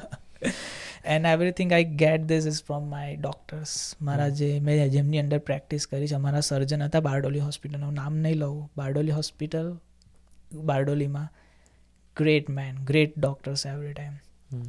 સો દેટ વોઝ. અને અનધર એક લેડી હતા મોમેડન, અને એમને બી તકલીફ હતી. એમને ફેફસામાં પાણી, નોન મેડિકલ ટર્મમાં કહી શકે, ફેફસામાં પાણી કરાઈ ગયું અને શ્વાસ લેવામાં ઘણી તકલીફ હતી અને કાર્ડિયાક અસર હતી એમને. તો અમુક અમારે ઇન્જેક્શન આપવા પડે અને એ ટાઈમે અમારે ક્રિટિકલ મેજર બ્લડ પ્રેશરનું રાખવું પડે, કેમ કે એ ઇન્જેક્શન બોડીમાંથી પાણી છૂટું પાડે તો ફેફસામાંથી પાણી નીકળી જાય, પણ એ ટાઈમે બ્લડ પ્રેશર ડ્રોપ થાય તો એ બહુ ક્રિટિકલ કન્ડિશન હોય છે. કેમ કે એ ટાઈમે જો બ્લડ પ્રેશર બહુ ઓછું થઈ ગયું તો હૃદય વર્ક કરવાનું બંધ કરી દે છે. સો ઇન્જેક્શન અમે બહુ માપીને આપ્યું મેં, અને લાઈક વિધિન 5 મિનિટ્સ એ માસીને સાવ જ આરામ થઈ ગયો, સાવ જ. એમને એવું હતું કે હું મરી જઈશ ને, એના પરથી સાવ જ 101% relief. And she was like, बेटा मैं अभी मक्का मदीना जाके आई हूँ सऊदी में, मैंने मक्के का पानी पिया है, तो बहुत तरक्की करेगा. एंड देट वॉज लाइक, આનાથી વધારે દોલત તો કંઈ નહીં હોઈ શકે મારા માટે. તમે જે સ્ટોરી પહેલી વાળી કીધી કે જેની અંદર તમે ડિફિબ્રિલેટર યુઝ કર્યું હતું પેશન્ટ્સ પર, તો તમે ફેમિલીને એમની કેવી રીતે હેન્ડલ કરો એ સિચ્યુએશનની અંદર? કેમ કે મૂવીઝમાં એમાં દેખીએ ને તો એમાં એક રીતે બતાડે, રાઈટ, કે ડૉક્ટર આવે, ફેમિલીને કે આવું છે, બધું સારું થઈ જશે, આ તે બધું. પણ રિયલ લાઈફની અંદર કઈ રીતે તમે હેન્ડલ કરો એ વસ્તુ? સો પર્ટિક્યુલર એ કેસની વાત કરું તો ત્યારે તો એ લોકોને આગળથી ખબર જ હતી કે કાકાને શું થયું છે અને એમનું ઓપરેશન થયું છે, એટલે એમને બધા રિસ્ક અમે કન્સન્ટ સાઇન કરાવીએ કે આ પરિસ્થિતિ છે અને એમને આ રીતે ઓપરેશન કરે છે. અને હાર્ટ સાથે અમે ઓપરેશન કરીએ છીએ તો ક્યારેક કંઈ બી ઓપરેશન, નાનામાં નાનું ઓપરેશન હોય ત્યારે બી કંઈ, કેમ કે એનેસ્થેટિકની અંદર હોય છે, એનેસ્થેસિયાની અંદર હોય છે, તો એની અસર અંદર કંઈ બી ક્યારે બી હાર્ટ બંધ થઈ જાય, કંઈ બી રિએક્શન આવી જાય, ડ્યુરિંગ સર્જિકલ કંઈક મિસ્ટેક બી થઈ જાય, તો એ કન્સન્ટ બધા લીધેલા. તો એ કેસમાં તો મારે ખાલી એટલું જ કહેવાનું હતું કે જસ્ટ બહાર જતા રહો. પછી બધું હેન્ડલ થયું. પછી અમે માસીને, એમના જે વાઈફ હતા એમને બોલાવ્યા કન્સલ્ટિંગ રૂમમાં, નોટ ઇન ધ આઈસીયુ, અને પછી એમને વાત કરી કે આ રીતનું થયું. અને ઘણી વખત આગળ એમને કાર્ડિયોલોજીસ્ટ સમજાવ્યું જ હતું કે આ 48 અવર્સમાં આવા રિએક્શન આવી બી શકે, તો આવું થયું છે તો અગેન કદાચ કાકાની કાલે પાછી એન્જિયોગ્રાફી એટલે પાછી નળીઓની તપાસ કરવી પડે. પણ અત્યારે કાકા આઉટ ઓફ ડેન્જર છે, સો અત્યારે સારું છે. પણ અગેન અમારે અમારી ભાષામાં કહેવું પડે, એમને સમજાવવા પડે કે ક્યારેક કંઈ બી થઈ બી શકે.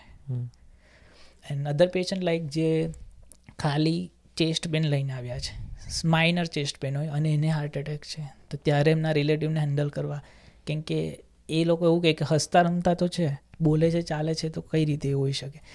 સો I learned that skill from our cardiologist. He's from Maharashtra અને એ સર બહુ જ મસ્ત એક્સપ્લેન કરે હાર્ટ એટેકનું. અને એમના પાસેથી હું શીખ્યો કે કઈ રીતે ડાયાગ્રામ ડ્રો કરીને બતાવો, કઈ નળીમાં બ્લોક લાગે છે, કેટલો બ્લોક લાગે છે, કઈ કઈ અસર છે. ઇટ્સ લાઈક ડૉક્ટરમાં ફેર હોય. એન્ડ તમે રાઈટ ડૉક્ટર પાસે જાઓ છો તો તમે બ્લેસ્ડ છો. તમે લાઈક ભગવાનનો આશીર્વાદ છે કે તમને રાઈટ ડૉક્ટર મળે છે. કારણ કે સમજાવવાની રીત હોય છે દર વખત. કોઈક પેશન્ટને ડેન્ગ્યુ છે તો ડૉક્ટર ડાયરેક્ટ જઈને એમને ના કહી દે કે તમને ડેન્ગ્યુ છે. ઇટ્સ લાઈક તમારા ત્રાક કણો ઘટે છે, તમને તાવ બી છે, તમને કમરનો દુખાવો બી છે અને વીકનેસ બી છે. તો આ બધું જોતાં એવું લાગે છે કે તમને ડેન્ગ્યુની અસર છે. સો ઇટ્સ લાઈક મેં 1 કિલોનો વજન ડાયરેક્ટ નાખી દીધો અને બીજી બાજુ મેં 200 ગ્રામ, 300 ગ્રામ, 400 ગ્રામ, 100 ગ્રામ ધીમે ધીમે એટલો વજન નાખ્યો. And that really makes difference.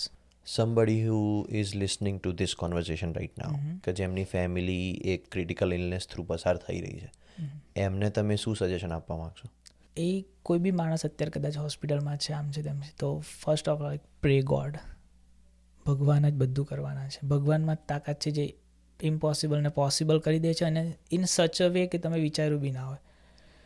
Other then that like એમને ડૉક્ટરના એના પરથી ખ્યાલ આવી જાય કે ડૉક્ટર એમના વ્યવસ્થિત છે કે નહીં. અમુક જાણે કે મારી બારડોલી હોસ્પિટલ છે, ત્યાંના ડૉક્ટર્સ તો આજુબાજુવાળાને ખબર છે કે આ ડૉક્ટર બહુ વ્યવસ્થિત છે, તો બધા એ હોસ્પિટલમાં જાય છે ને વિશ્વાસ. તો trust your doctor 100% once you feel familiar to them. કદાચ કંઈક ઓરિજિન સ્ટાર્ટ થયું છે તમને, તો આઈ નો ઇટ્સ હાર્ડ કે અમુક લોકો ફાઇનાન્શિયલી એટલા સ્ટેબલ નથી હોતા કે 2-4 જગ્યાએ બતાવી શકે, અથવા કન્ડિશન એવી હોય છે પેશન્ટની કે 2-4 જગ્યાએ બતાવી ના શકે. પણ ઇન કેસ કદાચ તમે કેપેબલ છો બતાવવા માટે, તો જસ્ટ ટેક ઓપિનિયન. એનું ઓપિનિયન ક્યાંથી ચાલુ કરો ખબર? ફેમિલી ફિઝિશિયનથી ચાલુ કરો. તમને શરદી થાય છે, તમે કોની પાસે જાઓ છો? તમને કેન્સર થયું છે તો ફર્સ્ટ તમે ડાયગ્નોઝ થયા છો કેન્સરથી, તો મોટી હોસ્પિટલમાં MRI ને બધું કર્યું છે, just go to that doctor, family physician. તમે જાઓ એને, કેમ કે એને તમારા કરતાં તો એટલીસ્ટ વધારે નોલેજ છે, રાઈટ? એને ઓન્કોલોજીસ્ટ જેટલું નોલેજ ના બી હોય, પણ આપણા કરતાં તો એને વધારે નોલેજ છે. તો એ મીડિયમ હોવું જોઈએ કે જે તમને ગાઈડ કરે કે ના આ વસ્તુ છે, આમાં આ ડૉક્ટર્સ ને આ હોસ્પિટલ્સ બહુ જ મસ્ત ઇફેક્ટ કરે છે. અને પછી છે ને શું થાય છે ખબર? તમે ફેમિલી ફિઝિશિયન થ્રુ જાઓ ને તો એ હું સ્વીકારું છું, અમુક ફેમિલી ફિઝિશિયન એવા બી હોય છે કે એમના કનેક્ટેડ ડૉક્ટર જોડે મોકલે તો એમને કંઈક કમિશન એવું મળે. પણ તમે તમારા ફેમિલી ફિઝિશિયનને ઓળખો સારી રીતે. મારા જે ફેમિલી ફિઝિશિયન્સ છે, જે ઇન્ડિયામાં મારા ફેમિલી, એક ફોન કરો અડધી રાતે બી મારા પપ્પા માટે આવી જાય છે. હું હમણાં ઇન્ડિયા ગયો હતો, તેમને મળ્યો હતો. તો એવા તમારા ફેમિલી ફિઝિશિયન હોય, એમની જોડે તમે ગાઈડન્સ લો છો ને, તો એ થ્રુ આઉટ ધ ટ્રીટમેન્ટ એ તમારા કન્સલ્ટન્ટ જોડે કનેક્ટેડ રહે છે. તો એ કન્સલ્ટન્ટને પૂછે બી છે કે આ પેશન્ટને કેવું છે, અને પછી તમને ગાઈડ બી કરે. અને it's like first go to family physician after getting diagnose with anything. So તમને એક વ્યવસ્થિત રસ્તો મળશે. અને પછી એ જ કહે છે કે તમે આ જણ કદાચ એ એમ કે ના આ ડૉક્ટર પાસે ગયા, હવે તમારે કોઈ પાસે જવાની જરૂર નથી, જસ્ટ સ્ટીક વિથ હિમ, તો એ બેસ્ટ ડિસિઝન છે, રાઈટ? સો આઈ થિંક અહીંયાની મેડિકલ સિસ્ટમ છે ને, જે માઇનર ઇન્ફેક્શન, માઇનર એલર્જીસને બી બહુ જ હાઈ લેવલે લે છે કે નો એલર્જી છે તો યુ શુડ ટેક ધીસ. સો એ લોકોને છે ને અર્લી મેડિકલ ઇન્ટરવેન્શન હોય છે. શરદી થઈ તો આ લઈ લો, હેડેક થયું તો આ લઈ લો. ઇન ઇન્ડિયા શરદી થઈ, ઓકે ટેક રેસ્ટ, આરામ કરો. માથું દુખે છે, ચા પી લો, કોફી પી લો, એનાથી માથું હળવું થશે, મટી નહીં જાય. કદાચ અમુક લોકોને મટી બી જાય છે, પણ દેટ વોઝ ધ મુવમેન્ટ. કદાચ તમે સૂતા નથી બરાબર, માથું દુખો છો, હાફ કપ ટી પીવો, થોડું ઓછું થાય છે, તમે સહન કરી શકો છો. ઇન ધ એન્ડ જમીને તમે સૂઈ જાઓ છો, બીજા દિવસે મટી જવાનું છે માથું. તો નોન મેડિકલ ઇન્ટરવેન્શન. અહીંયા માથું દુખે છે અને એના લોકોને બહુ સિરિયસ લઈ અને મેડિસિન લઈ લે છે. I don't know which one is ફેર. તમે ડિસાઇડ કરો કે કઈ વસ્તુ તમને લાગે છે સાચી છે. આપણી બાજુ ઇન્ડિયામાં કદાચ કોઈને શરદી થાય છે તો કંઈક બામ કે કંઈક વસ્તુ લગાવે અને પછી સારું થઈ જાય. એના પોતાના સાઈડ ઇફેક્ટ બી હોય છે, જે આપણને ખબર બી નહીં. આપણને એ બી ખ્યાલ નથી હોતો કે અંદર કયા મેડિસિનલ કે કયા કેમિકલ સબસ્ટન્સ યુઝ થાય છે, પણ ખાલી એડવર્ટાઇઝ આવે, આપણે લગાવી દઈએ છીએ. અહીંયા અલગ વસ્તુ છે. શરદી થાય તો પ્રોપર એ લોકો દવાઓ લે છે વ્યવસ્થિત, જેમાં કન્ટેન્ટ્સ લખેલો હોય છે. અગેન યુ ડિસાઇડ તમને શું સાચું લાગે છે. કેમ કે સાઈડ ઇફેક્ટ કેટલી છે, શું છે એ બી આપણને ખ્યાલ નથી, કદાચ ના બી હોય, હું ખોટો બી હોઈ શકું. તમારી બુક લખવાની પ્રેરણા શું હતી? ઇનિશિયલી મારી પ્રેરણા કરતાં હું કહીશ મોટિવ એવો હતો કે મારી જે સ્ક્રિપ્ટ લખી છે તે કોપીરાઇટ થઈ જાય. સ્ક્રિપ્ટ લખવાનું મારું પ્રેરણા એ હતી કે મારે ખરેખર જે મને વિચાર આવ્યો જે સ્ટોરી લખવાનો, જે મિસ્ટ્રી લખવાનો, તો મને એવું ફીલ થયું કે ના, this should be a great story line for any movie. કારણ કે જે મેં સસ્પેન્સ લખ્યું છે, જે મેં સ્ટોરી જીવી છે, અને મેં આ સ્ટોરી મારા ઘણા ફ્રેન્ડ્સને શેર કરી પહેલાં તો, કે હું એને એ લોકો બહુ ઇન્ટરેસ્ટેડ છે મૂવી વોચિંગમાં. એ લોકો બધા યુનિક મૂવીઝ જ જેને આપણે નામ બી ના સાંભળ્યો, અને once we watch that movies, that's a great movies, like કે ના, આવું બી મૂવી હોઈ શકે. તો એવા મૂવીઝમાં એ લોકોએ જોયા હોય તો એવા માણસોને, 2-4 ફ્રેન્ડ્સને મેં મારી સ્ટોરી શેર કરી કે હું આ મૂવી સ્ટોરી મેં લખી છે અને હું તમને કહું છું. And they are like, no, this is a great one, કે ના, આવી સ્ટોરી યુનિક છે. They try to predict in between આવું છે. મેં કીધું ના. 4-5 વખત મને ઇન્ટરપ્ટ કરે છે કે તો એન્ડમાં આવું છે. મેં કીધું ના, એન્ડમાં આવું છે ના. So it's like totally different ending. અને સો એટલે મને એવું થયું કે ના, હું આ સ્ટોરી ઘણી સ્ટ્રોંગ છે અને એના પર મૂવી બનાવું, અને હું બનાવીશ. 101% હું મારી લાઈફ અત્યારથી એક જ મોટિવ છે, હું આના પર મૂવી બનાવીશ. અને જે દિવસે બનશે ને, રિલીઝ થવાનો છે, આપણે પાછા પોડકાસ્ટ તો કરવાનો જ છે. જે દિવસે મૂવી રિલીઝ આપણે પોડકાસ્ટ. સો યા, એના પછી મેં નોવેલ લખી. હા, પણ નોવેલ લખતા વખતે મેં એ વિચાર એ કર્યો કે આ સ્ટોરી ખાલી હું એમને લખી દઉં તો સ્ટોરી વાંચશે, પણ મેં આ વચ્ચે આગળ છોડ્યા છે ને, એન્ડ ઓફ ધ ચેપ્ટર થોડા મેં પેરેગ્રાફ રાખ્યા છે કે એનાથી લોકો એને કનેક્ટ કરી શકે. અને બધા ચેપ્ટર્સ એવા છે કે જ્યાં લોકો એને કનેક્ટ કરશે પોતાની જાતને. Everything is inspiring in that paragraphs. તમે કીધું કે આ બુકની પર તમારે મૂવી બનાવી છે, તો અત્યાર હાલ બોલિવૂડની અંદર જે મૂવીઝ રિલીઝ થાય છે, it's very monotonous, right? Which is the last કઈ એવી મૂવી તમે જોયેલી છે જે you find is equivalent to this story line? I don't want to be arrogant, but my self-respect હું બહુ કરું. Like I love myself. I don't think so આના જેવી સ્ટોરી અત્યારે કોઈ આવી હોય. બટ ઇવેન્ચ્યુઅલી મને જે મોસ્ટ સ્ટોરીઝ ગમે છે, તો I can say south Indian movie હતું Maharaja, Vijay Sethupathi. That was a great suspense. એને જે સસ્પેન્સ ફ્રેમ કર્યું કે આગળ જે વસ્તુઓ બતાવે છે તમને એવું લાગે કે અનનેસેસરી વસ્તુઓ બતાવે છે, પણ ઇન ધ એન્ડ બધું કનેક્ટ થાય છે. So that psychology is really nice. Another movie હું કહી શકું સારા, તો in term of acting, my name is Khan. એમાં જે ઓટિઝમ પેશન્ટની એક્ટિંગ કરી છે શાહરૂખ ખાને, even you can not differentiate. કદાચ તમને ખબર ના હોય કે, મીન્સ તમને ખબર ના ઓટિઝમ શું છે, અને તમે એ મૂવી જો ને તમને ખબર પડી જાય કે ઓટિઝમ શું છે. એટલી હદે એમ શાહરૂખ ખાન એટલી નેચરલ એક્ટિંગ કરી. અનધર મૂવી આઈ સે છીછોરે, બહુ વ્યવસ્થિત મૂવી છે કે લાઈક લોકો એવું પ્રિડિક્ટ કરતા હતા કે હેપી એન્ડિંગ હશે, but that was not happy ending. That was real ending, I can say. That's more better than happy ending. Right. તો તમારી બુકની સ્ટોરી પણ એ પ્રકારની જ છે કે યુ કેનોટ પ્રિડિક્ટ કે શરૂઆતની અંદર શું છે, પછી એન્ડિંગ શું છે એનો, અને તમે જ્યારે આખી સ્ટોરી વાંચો ત્યારે તમને ખ્યાલ આવે કે ઓકે, આનો મતલબ આ. Connecting dots. અને મેં બહુ જનરલી લાઈક બધી વસ્તુ જનરલ રાખી છે, પણ એટ ધ પોઈન્ટ આવે ને ત્યારે તમે જે આગળ વાંચ્યું તો તમને જનરલ લાગશે, પણ એ પોઈન્ટ પર એ ઇમ્પોર્ટન્સ વધશે એની. Feel like that. તમે જ્યારે બુક લખી ત્યારે તમને તમારા વિશે શું સમજવા મળી? એક વસ્તુ, minor details. I can see હું માઇનર ઓબ્ઝર્વર છું, અને મને એવું લાગ્યું કે ના, મેં ઘણી માઇનર ડિટેલ્સ લખી છે. તો આઈ થિંક દેટ, એન્ડ કોઈક હદે સેલ્ફ રિયલાઇઝેશન્સ બી. મને બી આ બુકે મને બી ઘણી મોટિવેટ કરી છે. મેં જે વસ્તુ લખી છે એ વખતે મને બી, દેર ઇઝ વન ટર્મ, એક વાક્ય છે આ બુકની અંદર કે normal is myth. I love that. મેં લખ્યું, I was like so impress by myself કે નોર્મલ ઇઝ મિથ. નોર્મલ જેવી કઈ વસ્તુ, નોર્મલ એ મિથ છે, મિથ્યા છે બધું. કોઈ વસ્તુ નોર્મલ જ નથી. મીન્સ તમારી ચાલ સીધી છે, કોઈ વાંકું ચાલે છે તો એબ નોર્મલ છે નહીં, એની પોતાની તકલીફો છે. So normal is myth, everything is. એક ફિલોસોફી હું શેર કરવા માગું છું કે આપણને નાનપણથી એવું શીખવાડ્યું છે, સુખ અને દુઃખ. મીન્સ સુખને સારું બતાવ્યું છે, દુઃખને નકારાત્મક. સુખને હકારાત્મક, દુઃખને નકારાત્મક. પણ હું એવું માનું છું એ ખાલી વિરોધી છે. સફળતા હકારાત્મક, નિષ્ફળતા નકારાત્મક. નો, દેટ્સ જસ્ટ ઓપોઝિટ. બંનેના પોતાના આનંદ છે. સો હું બહુ વિચારું, મને બહુ ગમે કે ના, કોઈ વસ્તુ નેગેટિવ છે જ નહીં, કોઈ વસ્તુ નકારાત્મક નથી. સુખ છે, દુઃખ છે, એ જસ્ટ વિરોધી છે. દિવસ છે, રાત છે, એ વિરોધી છે.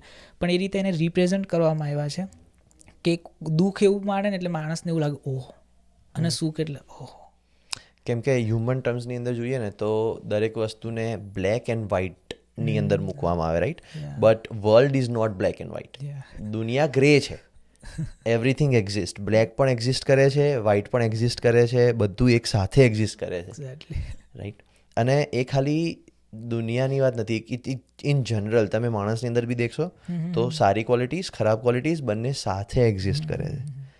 લાઈક સેમ કે આ માણસ મારી જોડે આવું કરી ગયો, એવું મને ટર્મ્સ આવે છે કે લોકો એમ કહે છે કે યાર આને મારી જોડે ખરાબ કર્યું. ના, આઈ ફીલ લાઈક કંઈ ખરાબ નથી.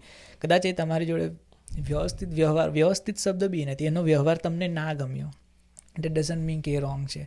કેમ કે જ્યારે રાતે, like Shahrukh Khan is my favourite, my idol, everything. તો એ શાહરૂખ ખાન વાત કરે છે કે જ્યારે તમે રાતે વિચારશો એ વસ્તુ વિશે, જ્યારે તમે બેડ પર સૂતા વિચારશો કે મારી જોડે આ થયું, આનો વ્યવહાર મને ના ગમ્યો, અને જ્યારે તમે પોતાની જાતને એની જગ્યા પર રાખશો ને 99% તમને લાગશે કે ના, એ સાચો જ હતો, કે એ સાચી જ હતી. તમે બુકનું ટાઇટલ નેવર અગેન કેમ રાખ્યું? Vote is the reason behind the title never again? મારો થોટ જ ત્યાંથી ચાલુ થયો હતો કે સ્ટોરીનું સસ્પેન્સ જ એ છે, never again. So in the end like it's really really interesting. મતલબ તમે એમ કહેવા માંગો કે બુક વાંચ્યા પછી ખબર પડશે કે ટાઇટલ નેવર અગેન કેમ છે? કેમ કે નેવર અગેન જ સસ્પેન્સ છે એનું. So I tried for another title, but એક વખત મારા મગજમાં આવ્યું તો મેં એના સિવાય પછી મેં ઘણા રિસર્ચ કર્યા, પણ મેં કીધું નહીં, ધીસ ઇઝ ધ બેસ્ટ. તમારો એવો કયો બિલીફ છે લાઈફની અંદર જેણે તમારી લાઈફ શેપ કરી? મારી બિલીફ એ છે કે કોઈ બિલીફ જ નથી. Everything is normal, just accept it.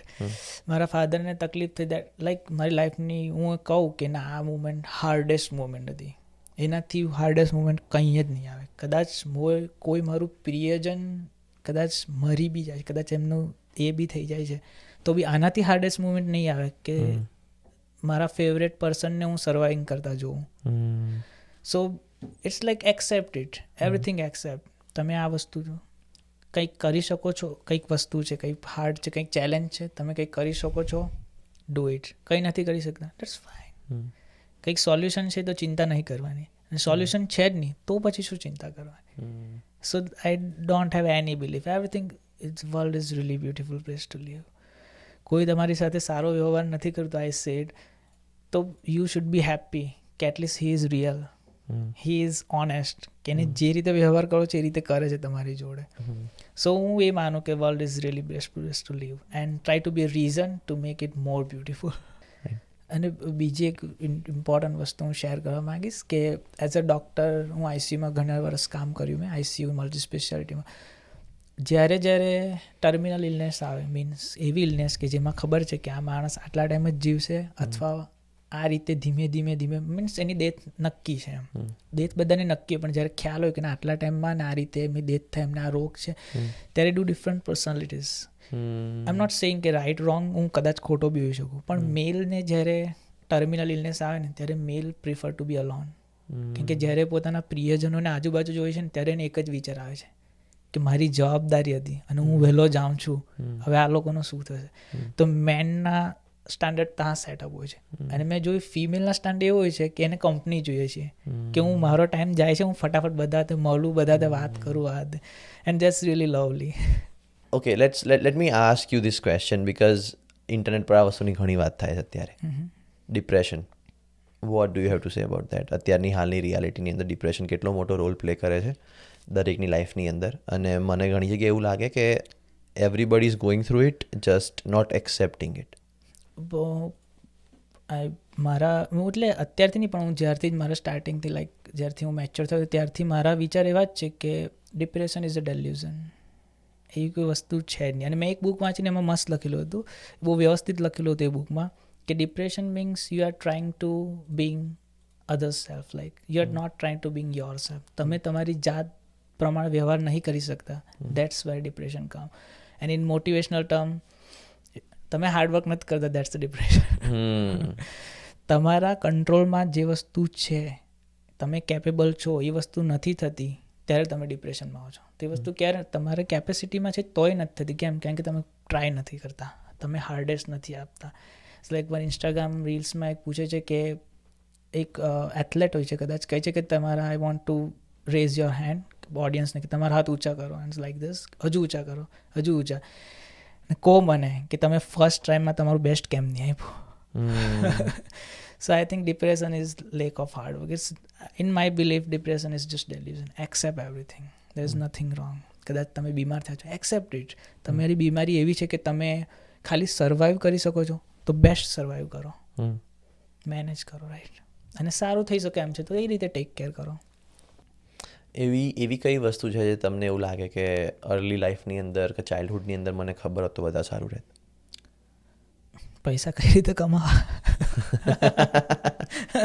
It's a very underrated skill જે સ્કૂલમાં શીખવાડવી જોઈએ. સ્કૂલમાં લોકો એ શીખવાડે કે તમને આ ભણવાથી કે આ કરવાથી આ જોબ મળશે, પણ દરેક માણસને એ વસ્તુ ના કરવી હોય, કે દરેક માણસને સપોઝ જોબ ના કરવી હોય તો તમે પૈસા કઈ રીતે કમાશો. It's a very easy thing to say કે મોટા થઈને પૈસા કમાવાના છે, પણ કેવી રીતે કમાવાના છે એ કોઈ નહીં કહેશે.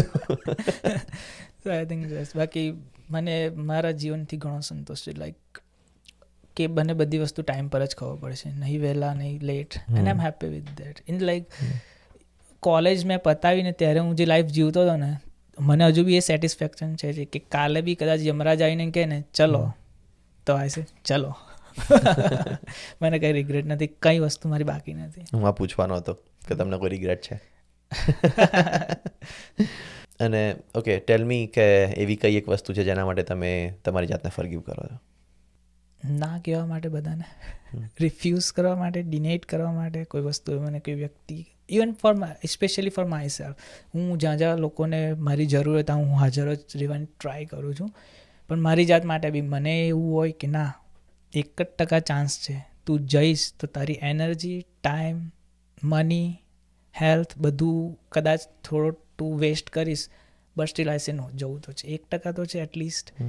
સો દેટ્સ, એના માટે હું માફ કરું છું મારી જાત પર. મેં હાર્ડ રહેવા માટે હું મારી જાતને માફ કરું છું. સરસ. લાઈફમાં કઈ વસ્તુનો ડર હજી બાકી છે?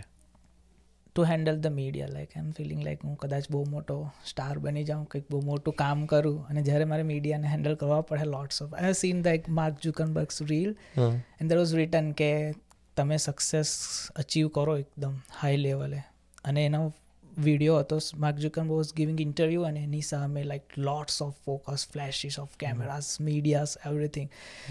Can you handle that pressure? That scares me. Wow. મતલબ તમે મેનિફેસ્ટ કરી લીધું છે અત્યારથી? કરી લીધું છે. I feel like I will do best. Amazing. I really wish કે નેવર અગેનની મૂવી બને, and I would love to see you star in it as well. You are the main character, you've lived it, so there is nobody else who can act that out better than you can, right? So I really wish કે that happens for you. Thank you so much. Let's manifest that. અને જે દિવસે થશે એ દિવસે આપણે ફરી podcast કરીશું, અને એની બી રોલની ક્લિપ્સની અંદર આ વાળો પોડકાસ્ટ પ્લે થતો હશે. રાઈટ? સો યા, બટ તો યા, આ હતો આજનો podcast. Thank you so much. Thanks for doing this. Really appreciate કે તમે મને આ ઓપોર્ચ્યુનિટી આપી. આઈ ડોન્ટ ફીલ કે હું તમારા પોડકાસ્ટ પર આવવા માટે એટલો સક્ષમ હતો, કેમ કે મેં લાઈફમાં આઈ ડોન્ટ થિંક સો એટલું બધું કંઈ અચીવ કર્યું છે. Still I respect your humbleness and everything કે તમે મને ઇન્વાઇટ કર્યો અને મને ચાન્સ આપ્યો કે હું મારી પોતાની જે સ્ટોરી છે નજીવી. No, thank you so much. I feel like કે podcast is a medium of sharing stories, અને આ વસ્તુ મેં હમણાં વચ્ચે વાત કરેલી કે મને લોકોના મેસેજીસ આવે છે કે bring somebody famous on your podcast, right? But that is not always the case. મારું માનવું એવું છે કે podcast is where your real self comes out, because આજના ટાઈમમાં કોઈની જોડે એટલો ટાઈમ નથી કે બેસીને તમારી 2 કલાક સુધી વાત સાંભળે, right? If I M getting a privilege of listening to your story, I consider my self lucky, કેમ કે એ વસ્તુની અંદરથી મને 2 વસ્તુઓ જાણવા મળે છે, right? So thank you so much for coming here. Thank you so much for sharing your story. Like may be within few time, like થોડા સમયમાં તમે એ લોકોને એવો રિપ્લાય આપો કે ના ના, અહીંયાથી જે જાય ને તે ફેમસ થઈ જાય છે. For sure. Amazing. તો આજનો પોડકાસ્ટ. પ્લીઝ અમને કમેન્ટ સેક્શનમાં જણાવો કે તમને આજનો પોડકાસ્ટ કેવો લાગ્યો, અને જો તમને આ પોડકાસ્ટ જોઈને મજા આવી હોય તો please subscribe two Videshi talks. C in the next episode.